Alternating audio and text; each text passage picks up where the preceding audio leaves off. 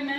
இன்னைக்கு நம்ம ஸ்பெஷலு கண்ணு நீ குடமிளகா சாப்பாடு செய்யலான்னு எல்லாம் எடுத்து வச்சிருக்கிறேன். வாங்க பார்க்கலாம். வாங்க கண்ணு, வணக்கம்.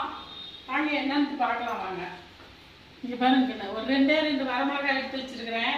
கொஞ்சோண்டு சீரகம் மிளகு நுணுக்கி வச்சிருக்கிறேன். கொஞ்சம் உப்பு, ரெண்டு லவங்கப்பூ, ஒரு பட்டை, ஒரு பெரிய வெங்காயம், கொஞ்சோண்டு கருவேப்பிலை, கொஞ்சோண்டு கொத்தமல்லி தழை, 2 குடமிளகாய் கண்ணு. வாங்க எப்படி செய்யறதுன்னு பார்க்கலாம் வாங்க. கடுகு உளுத்தம்பருப்பு கொஞ்சம் போட்டுக்கலாங்க.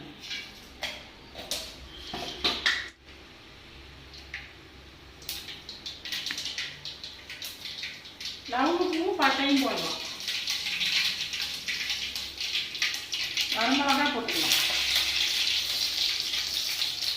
வெங்காயமும் போட்டுக்கலாம்.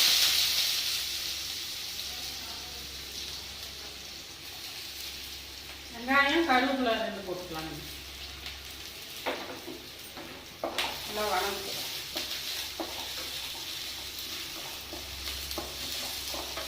ரெண்டு பல்லு பூண்டு நுனி போட்டுக்காங்க. நான் டப்புன்னு போட்டேன், நீங்கள் போட்டுக்காங்க. அதில் குடமிளகா போட்டுடலாம். நல்லா வணக்கிட்டு உப்பு போட்டுக்கலாங்க.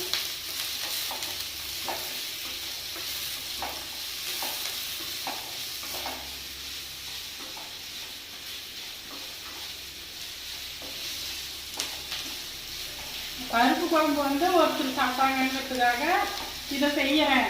இந்த சாப்பாடு மதியத்துக்கு வந்து பருப்பு முருங்கைக்காய் சாம்பார் சேர்த்து பாருங்கன்னு. பருப்பு முருங்கைக்காய் சாம்பார்,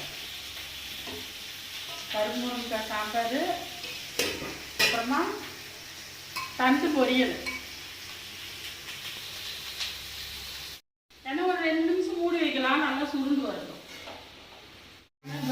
நல்லா சுருண்டு வந்துருச்சுங்கண்ணே.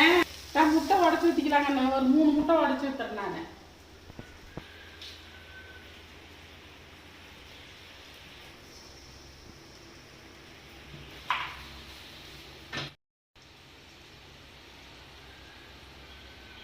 இது 2 வெள்ளைக்கரு ஊற்றுறேங்க. பையன் வந்து கருவு சாப்பிட மாட்டான், அதனால வந்து 2 வெள்ளைக்கருவு.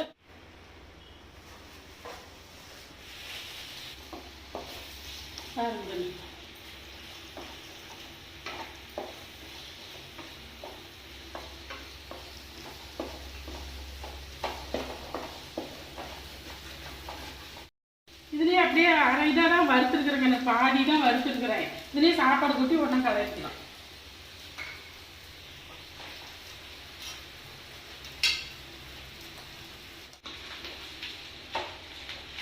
கடைசியில் பெப்பர் போட்டு கூட இறக்காங்கன்னு நல்லாயிருக்கும்.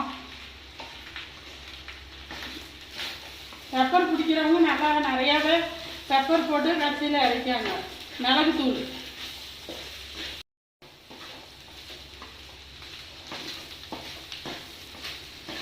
நல்லா வறுத்து வச்சுக்கணும். இதில் வந்து சீரகமும் சேர்த்து இருக்குது.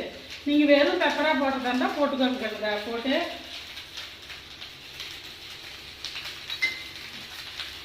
கொத்தமல்லி தூள் தூவி ஒரு வறுத்து இறச்சிக்கலாம். அவ்வளோதான்.